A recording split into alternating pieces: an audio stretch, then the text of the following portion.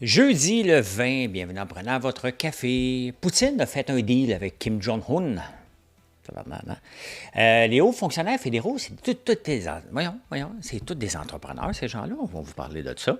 Êtes-vous fiers d'être Québécois? Dans quelle catégorie vous tombez? Vous me le direz. Je vais vous le dire laquelle que je tombe. La Ville de Montréal et les PME, ils les détestent autant que Québec solidaire. Quand même assez pathétique, hein? Quand même assez pathétique. Je ne sais pas c'est quoi leur vision d'un monde idéal à ces gens-là. Hey, le 20 juin 1968, je vous amène une grande chicane. Là, j'ai oublié, mais est-ce qu'on va en parler? Grande chicane sur le défilé du 24 juin, qui n'est pas légal. Là. NVIDIA qui devient le numéro un. Hey, tiens, une nouvelle compagnie, je vais vous quand même dévoiler que je connais la personne qui est présidente. Hélice, ça ne m'empêchera pas de la critiquer. Qui vient d'avoir 750 000. On va parler de tout ça. Justin Timberlake, vive vieux. Moi, je le trouve tout le temps parce que je veux vivre vieux, moi. OK? Je veux pas vieux inviagisable. Fait que j'ai d'autres trucs maintenant. Puis je suis tellement content d'avoir découvert ceux-là. Je vais vous parler de ça dans la section insolite. Bon show tout le monde. On repasse ça tout de suite.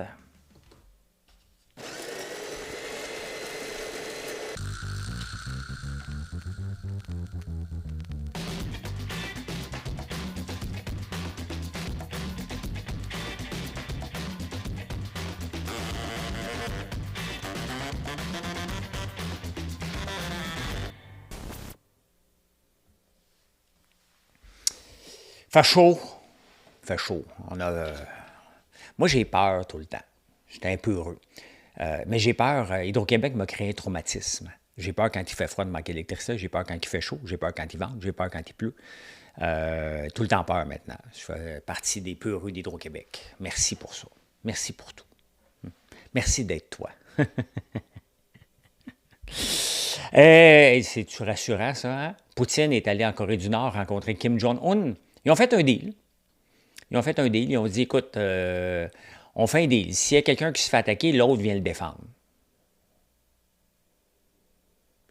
Hey, les deux plus caves de la planète, tabarnane, qui se mettent ensemble. Tu sais, c'était épeurant parce qu'à un moment donné, il va falloir que ça arrête la guerre avec l'Ukraine.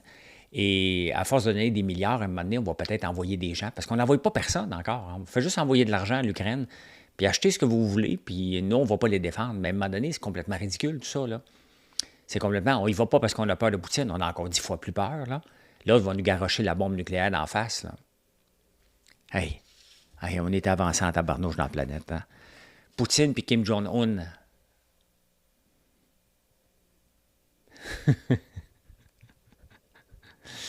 Ça va bien. Ça va bien. Ce qui va bien aussi, c'est pas le premier. Il y a un autre haut fonctionnaire de la fonction publique qui a développé avec l'intelligence artificielle un logiciel qui s'appelle M-Persona. Et bien entendu, il reste haut fonctionnaire, c'est lui qui donne des contrats. Fait qu'il s'est octroyé un contrat pour tester le système Phoenix avec l'intelligence artificielle pour finalement essayer de régler les bugs. Ça, c'est un exemple d'un gouvernement qui n'est pas géré. On a l'exemple à Montréal. Je ne connais pas toutes vos villes. Là. Je fais juste aimer la ville de Victoriaville. Mais parce que j'aime Antoine Tardif. Tardif. Il y a un F. Allons-y avec le. Allons-y, on va régler ça. Là, je ne me reprendrai pas tout le temps. Pour le restant de l'histoire que je vais parler de lui, c'est Antoine Tardif. Mais, tu sais, quand tu ne gères pas, les gens prennent le vide, hein, comblent le vide.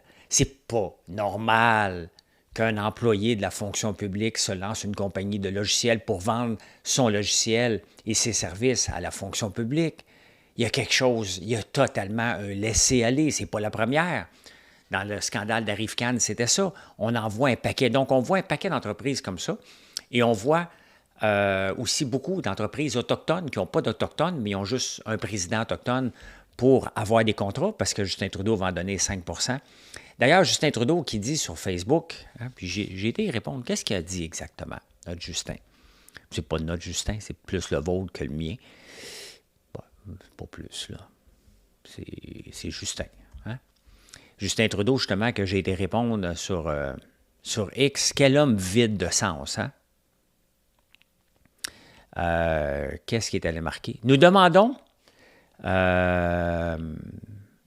aux plus riches, attendez, c'est celui-là ici. Ben, on va voir les commentaires. Je vous amène. Calmons-nous. Bien, Justin Trudeau qui dit « Nous demandons aux plus riches de réaliser un peu moins de gains en capital et de payer leur juste part afin que nous puissions réinvestir cet argent dans la classe moyenne. » Quel hypocrite! Et voyez ma réponse, hein? J'ai dit les riches ont le goût de te dire d'apprendre à gérer au lieu de nous mettre dans la marde chaque jour avec tes gaspillages et l'embauche massive de fonctionnaires qui ne sont pas nécessaires. Tu es le pire premier ministre de l'histoire du pays et dire que tu m'as déjà demandé de me présenter en 2015. Je n'aurais pas enduré plus d'un meeting ta façon de gaspiller. Tu es franchement effronté. Sincèrement, Justin Trudeau est effronté, puis pas à peu près, de nous envoyer une niaiserie comme ça. Personne ne va broyer pour les gains en capital. Là. Personne. Mais vous allez voir l'impact. Il va avoir un impact par rapport à ça. On ne tient pas compte de l'inflation. Et vous allez voir des richesses partir d'ici. Des jeunes partir. Je vous ai déjà parlé de la génération X et les milléniaux partent du Canada. Ceux qui peuvent, ils vont où? Dans un État que les snowbirds aiment, un État qui n'a pas de taxes. Ils vont déménager là-bas. Donc, voilà, il n'y a pas de gestion. Puis pendant ce temps-là, le gaspilleur en chef nous fait la morale. Inacceptable. C'est sûr que ce n'est pas lui qui l'écrit, là, mais c'est inacceptable pareil. Ah, ça, je suis triste par contre. Hein? Et encore là, tu sais, comment ça se fait qu'Israël a autant de passe-droit de déclencher des guerres un peu partout? Là, c'est reparti avec le Liban. C'est sûr que le Hezbollah est un faiseur de trouble au Liban. Et il tire sur Israël pendant qu'il tire sur Gaza. Puis là, Israël a donné l'autorisation à ses troupes de tirer sur le Liban. Que c'est triste. C'est un pays que j'aime tellement, qu'il a une belle joie de vivre et qui va revirer en guerre encore. C'est impossible de vivre dans ces coins de pays-là. La guerre est toujours omniprésente partout. Mais que c'est triste. Comment ça se fait qu'on laisse des pays se tirer entre eux autres pour une question de pouvoir? C'est une question de territoire. C'est triste de voir ça. C'est des gens qui sont au pouvoir, qui ont juste un ego démesuré pour démolir la vie des gens. C'est d'une tristesse inouïe. Inouïe. Je suis contre les guerres, complètement, et je suis contre le fait de... Tu sais, regardez la Russie. Hein? Il y a eu beaucoup de sanctions contre la Russie, sauf que l'Europe n'est même pas capable de se passer du gaz de la Russie. Donc, c'est encore... Les achats de gaz vers la Russie sont plus élevés. Pourquoi? Parce que la Russie le vend à rabais. Et à la fin, les pays sont obligés d'acheter. Fait que Poutine est mort de rire. Hein? Il est mort de rire. Il s'enrichit encore plus avec la guerre qu'avant la guerre. T'sais. C'est triste. C'est tout le temps une question d'argent, tout ça, là, mais attendez un peu, j'ai ça ici. Hein? Voilà. Voilà. Souvenez-vous de John Manley, qui était ministre des Finances sous Jean Chrétien. Moi, je m'en souvenais. Je trouvais que c'était un très, très bon un très bon ministre des Finances, parmi les meilleurs qu'on a eu. Il y a eu Paul Martin aussi, il était juste moins bon comme premier ministre, mais c'était des tops là, qu'on a eu. John Manley, qui parle des quotas qu'on a au Canada, on allait dire au Québec, là, mais au Canada, sur le lait, sur la volaille et les œufs. Et qu'est-ce qu'il dit, John Manley? Il dit, parce que pour protéger leurs quotas, le lobby du lait est tellement fort qu'ils ont fait mettre dans la loi de ne plus jamais négocier à l'étranger les quotas dans n'importe quel accord de libre-échange. Là, il y a un problème parce que l'accord de libre-échange actuel qu'on a avec les États-Unis et le Mexique vient à échéance en 2026. Il va falloir la renégocier. Et qu'est-ce que les Américains vont vouloir aller piger? C'est dans le lait, ça ne sera pas possible. Donc, il va falloir donner quelque chose en échange. Sinon, il n'y aura plus de libre-échange. Donc, quel autre marché qui va souffrir de ça? Il va en avoir un, mais pas le lait. Quand ils ont mis les quotas en place, il y a à peu près 50 ans, il y avait 145 000 fermes laitières au Canada. Aujourd'hui, ils sont 9 000. Et ce que John Manley fait, il faut arrêter de les protéger, ces gens-là. Ils sont capables de vivre dans le libre marché et c'est de l'inflation qu'on impose aux 40 millions de Canadiens. Mais là, l'affaire, c'est que le Sénat n'a pas encore voté pour ce projet de loi-là, parce qu'il est encore à l'étape de projet de loi de protéger dans la Constitution, pas dans la Constitution, mais presque, là. Donc, ce n'est pas encore inclus dedans. Il demande aux sénateurs, donc ce n'est pas un deux de pique, là, John Manley, ce n'est pas un conservateur, c'est un libéral. Il demande aux sénateurs de rejeter cette option-là parce que ça va faire plus de dommages aux Canadiens que d'avantages. On essaie de favoriser 9 000 fermes au détriment de 40 millions de buveurs de lait. C'est énorme, et de fromage. C'est énorme et j'aime la position de John Manley que je supporte. C'est rien contre les producteurs de lait, vous êtes capables de vivre. Regardez la Nouvelle-Zélande. Hein? depuis que c'est aboli, sont devenus les producteurs numéro 1 mondial. C'est un petit pays de rien du tout. On est limité avec ça et on va se limiter encore plus. Il a raison, John Manley. Donc, ben voilà. Puis regardez, on voulait protéger les fermes. 145 000 fermes il y a 50 ans laitières au Canada. 9 000 en ce moment. 9 000. On les a-tu protégés? Pas du tout.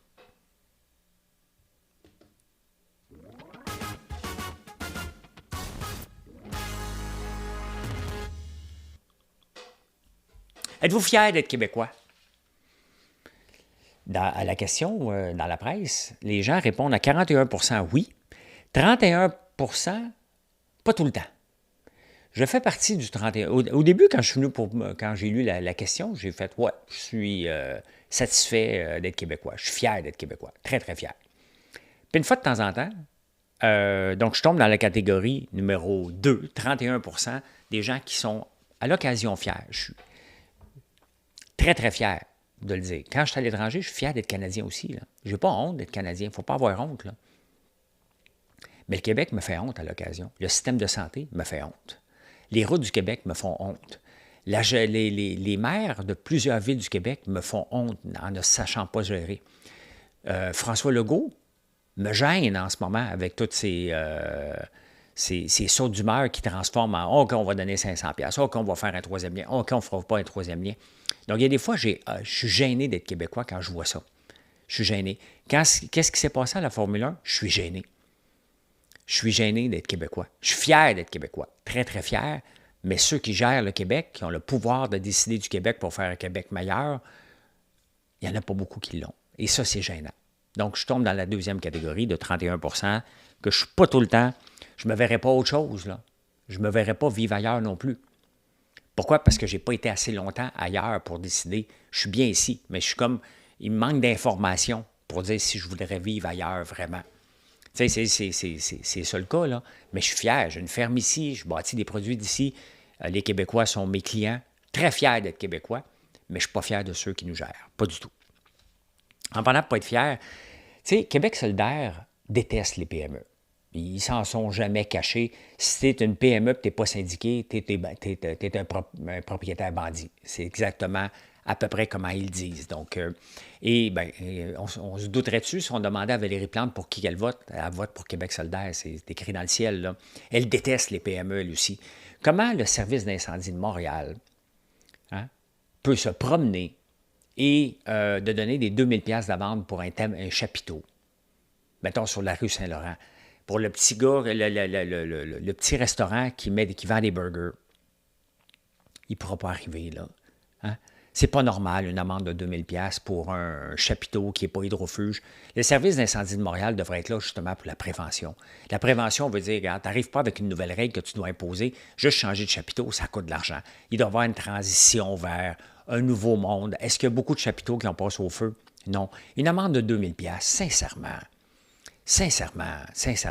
cette ville-là manque de gestion totale. C'est d'écœurer chaque petite PME, pas à la goutte-goutte, à la goutte d'eau, là, à chaudière pour les écœurer, pour dire, regarde, on ne vous va pas ici. Vous êtes laids, vous êtes des propriétaires abuseurs, puis vous payez vos gens au salaire minimum. On ne vous va pas ici.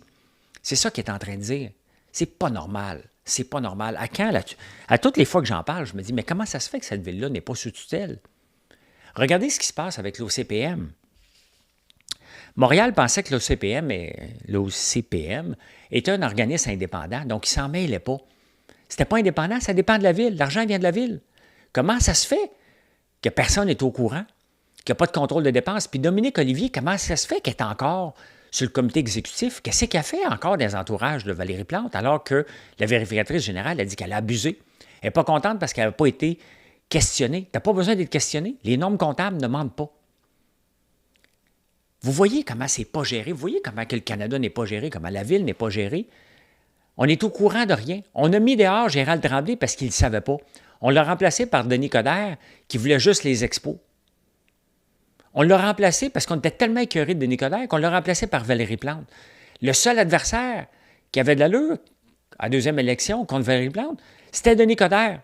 On le trouve tellement clown qu'on a revoté encore Valérie Plante. Tu sais, c'est pas compliqué gérer une ville, là. Puis en même temps, c'est compliqué.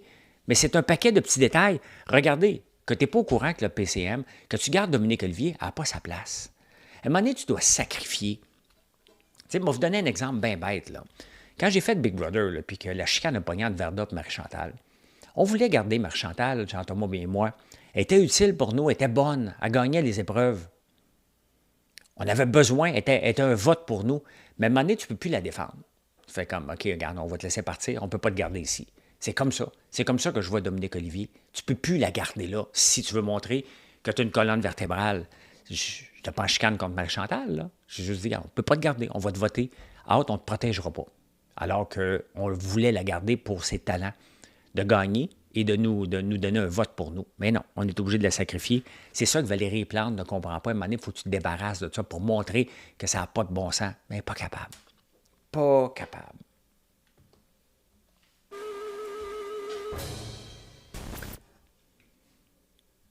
Elle n'est pas capable, elle n'est pas capable, elle n'est pas capable. Elle va être réélue. Réélue, oui.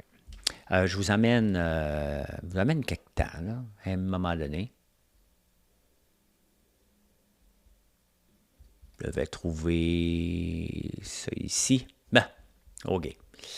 Je vous amène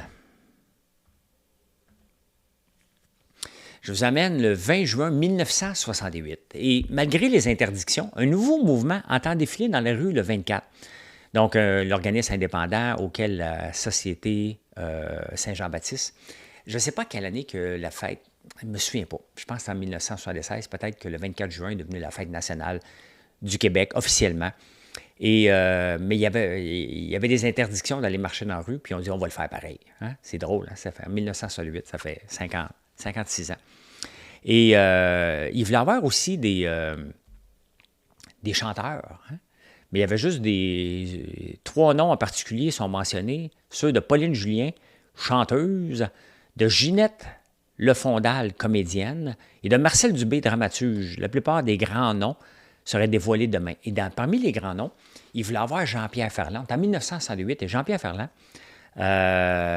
demandait 9 000 $ pour aller chanter à la fête nationale, quand même, hein? Alors qu'il voulait juste couvrir 100 $ par soir. Pour avoir Jean-Pierre Ferland, c'est 1968. 900 $ en 1968. Donc, c'est intéressant de voir ça. Hein? Finance.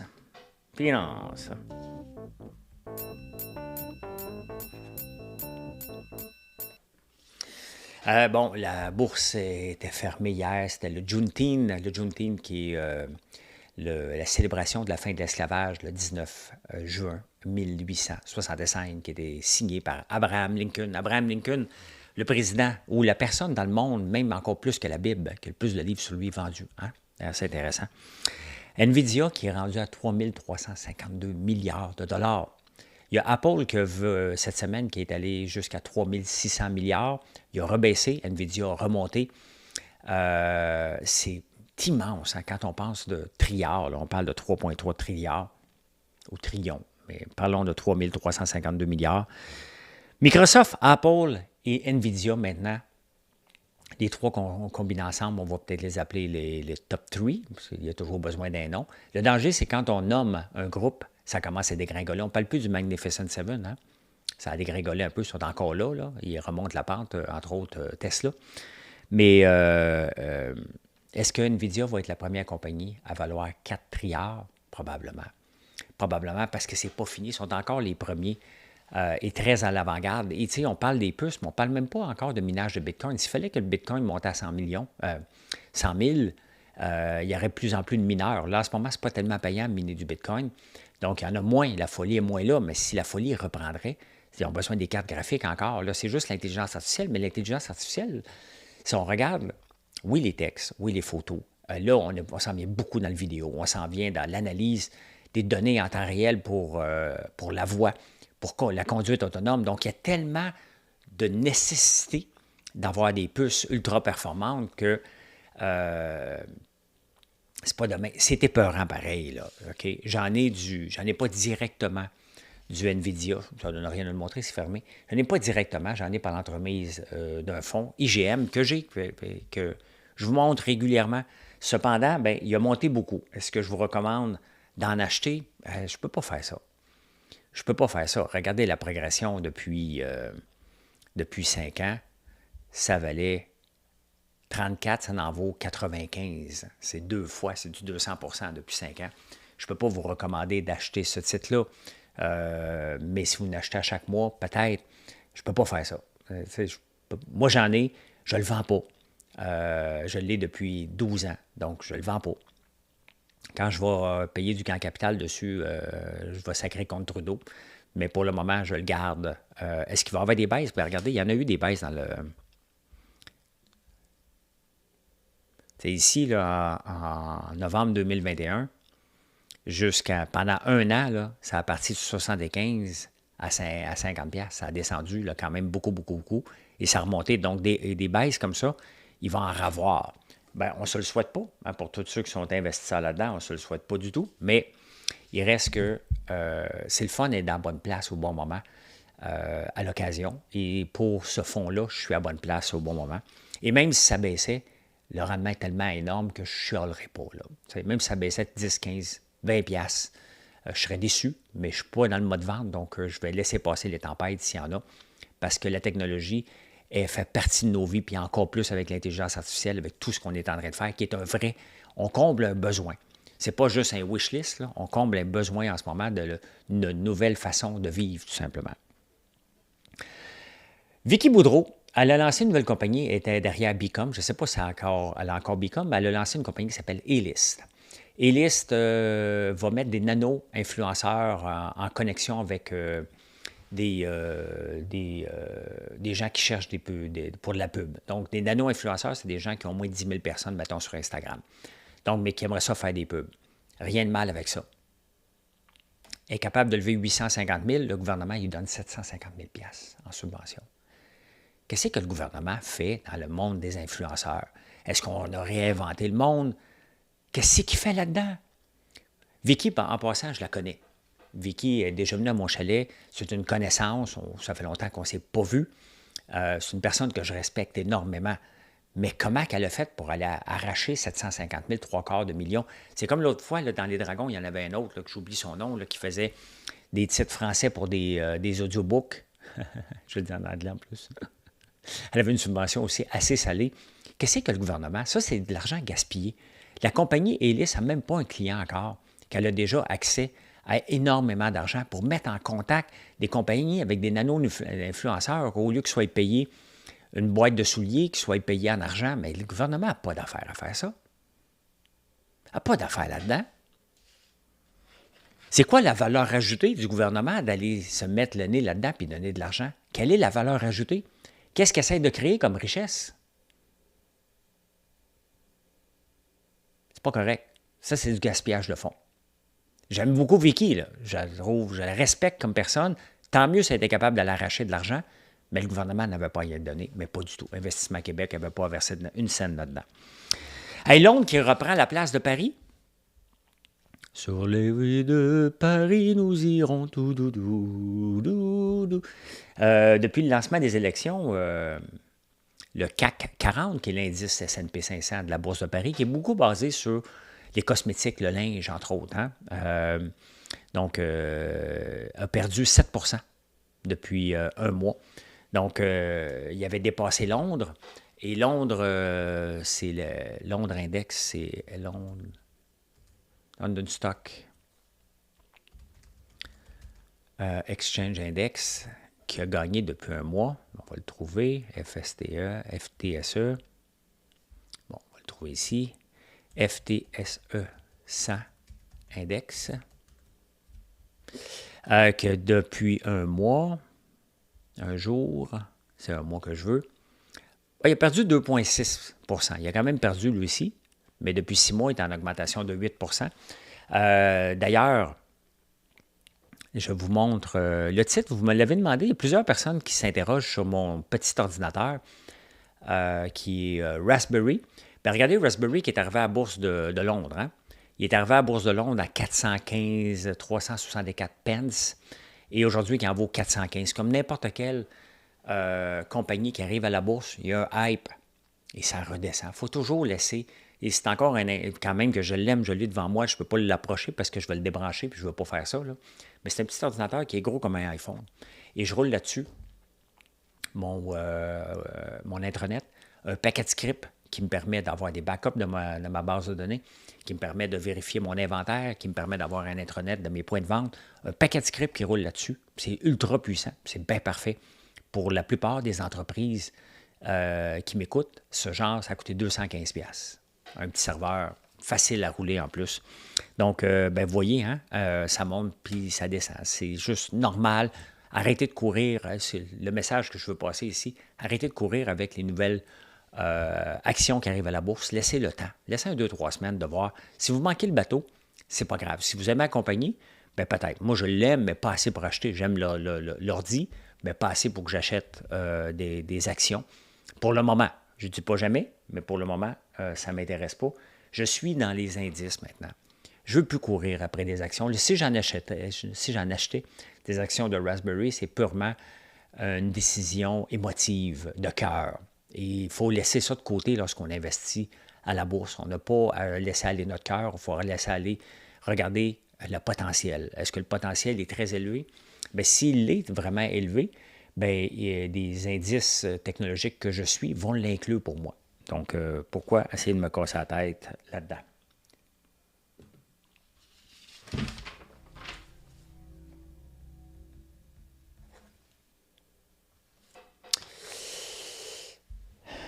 Avez-vous un enfant adulte chez vous, vous autres, hein, qui travaille, puis vous vous demandez combien vous devriez charger comme loyer?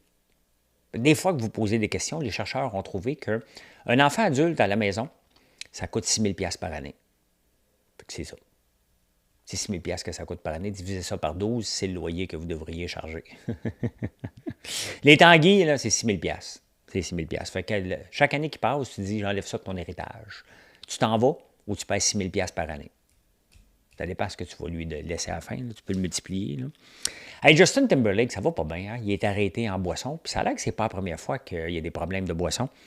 Il avait touché au sein à Janet Jackson. Vous vous souvenez-vous, au Super Bowl, là? Il avait touché son sein pour le cacher, qui n'était pas arrangé avec le gars des vues. Il a déjà été avec Britney Spears aussi. Puis ça avait mal tourné.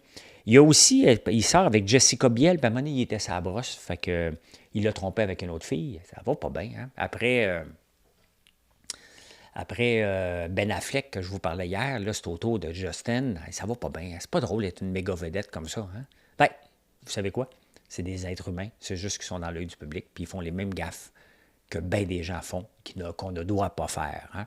Ni tromper, et surtout, ne pas boire en boisson, tout simplement. Hey, j'ai un autre truc pour vivre vieux. J'en ai parlé hier avec le Dr. Michael Mosley. Entre autres, être heureux. Être heureux nous aide à vivre plus vieux, avoir des fréquentations. Donc, une des choses que d'autres chercheurs ont trouvées, c'était la même chose. Sourire, prendre le temps de sourire. Un adulte ne sourit que 5 fois par jour, alors que les enfants sourient 300 fois par jour. On ne rit plus assez en vieillissant.